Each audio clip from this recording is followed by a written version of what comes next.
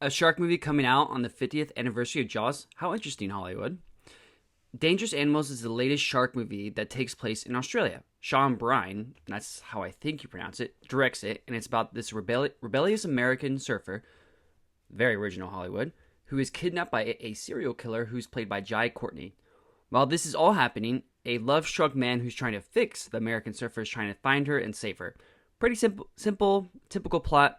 Let's see if this is any good. I'm just going to say this from the start. I enjoyed myself quite a bit in this movie. It wasn't very scary, and I say this as a person who gets easily scared. Like, very easily. The scariest thing about this has to be the music and the sounds. The music of this movie is very well done, and the timing is excellent. I jumped out of my seat a couple times due to the music being scary and scaring the crap out of me. I love the Australian setting of this movie, and it makes a lot of sense because there are a ton of sharks in that area, and there are always a ton of shark incidents happening there, unlike United States. I also thought Courtney was great in this film. For a while, Hollywood would just put him in any film, and he was one of those male actors that Hollywood just tried to make work, but never really did. I mean, he was great in Suicide Squad, mostly because he was just playing a crazy version of himself, an Aussie guy, and he's Aussie himself, so both Aussie people right there. So in this movie, he was just doing another different type of crazy Aussie, just a serial killer type. So it works out for him. I think he does really well, and he's definitely the best thing about this movie. I also love Jai Courtney's backstory and his reason for doing the things he's doing. Like, it makes sense. You see why this man has an obsession with sharks and considers himself a shark. I mean, he's completely nuts, but it makes sense. Like, what he's saying is like, yeah, a nuts guy, he would take that and do this stuff. Like, he's just crazy.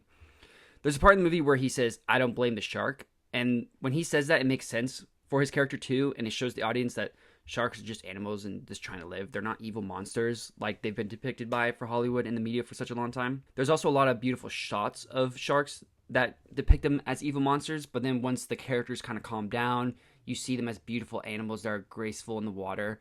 So it's just really depicting on how people view the sharks. It's like the shark's just an animal. Like, you can view them as evil monsters that are going to eat you and kill you, but then when you calm down and realize, you know, if you're calm around them, you see how beautiful they are. And I really appreciated that from this movie. There's also beautiful kind of therapeutic music playing around the sharks when you realize, oh, the sharks are just animals. If I stay calm, they're just like any other animal. I mean, they are still highly dangerous, but there is a beautifulness to them. That's what I think this movie does really well. Like, yes, the sharks are killing people and they are dangerous animals if you're not careful, but they're just animals and they aren't monsters.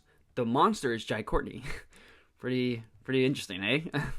There are plenty of scenes in this movie where the characters do smart things and that the sharks don't try and bite the characters, which I thought was smart for this movie. Like, they're just not going to bite something. They're going to maybe nibble at it, realize it's not fish, and then move on. Or maybe if you're just, maybe take a big chunk like a great white would, like a big bite because they're big animals.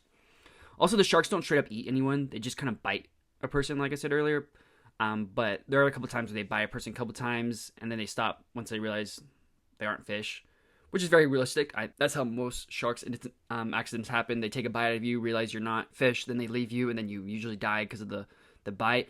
Or if you're a bull shark, you're kind of screwed because those guys are just aggressive, and they know this. They don't care if you're food. They're like, I gotta kill you now, you know? So I really enjoyed that about the film, and it's not a typical shark route where they're like trying to eat people and they're like crazy hunters. I mean, they are crazy hunters, but they're like not hunting humans. So I really enjoyed that. This film is much more of a serial killer movie and people trying to escape the serial killer rather than a shark movie. I kind of feel like it kind of promoted itself wrong, but I also think it kind of works for it. So it's very misleading if you are going for the sharks. Like, I think you should be more going for a guy who's killing people. But the sharks just happen to be the killer's tools, and it's very interesting how he does it, and I think it's very realistic with how sharks actually behave in the ocean. Now, I'm saying this as a person who's not a person who studies sharks or is a pro of the ocean. Like, I just know some things, and from the few stuff I know, I feel like it's very accurate. So I did just spend a good amount of time praising this film, but there are some things I didn't really enjoy at all. One, they showed the first kill in the trailer, and that kind of ruined the experience of the first kill in the movie. Like, come on, like, what? It could have just been so good and shocking if they just didn't show that in a trailer, but Hollywood has to promote their movies, and it's just really frustrating. I've noticed a lot in recent films that Hollywood's just making big reveals in trailers, and it's just like, oh, you're ruining the experience. Like, that could have been so shocking in the film, but you ruined it. But whatever. I also didn't really like the main character. Like, I thought Hassie Harrison did an alright job, but her character was not well written, and it was so typical, like, damn the man kind of character. Like, there's this scene where she went on a huge rant, and I'm just like, ugh, like, okay, we get it. We get it.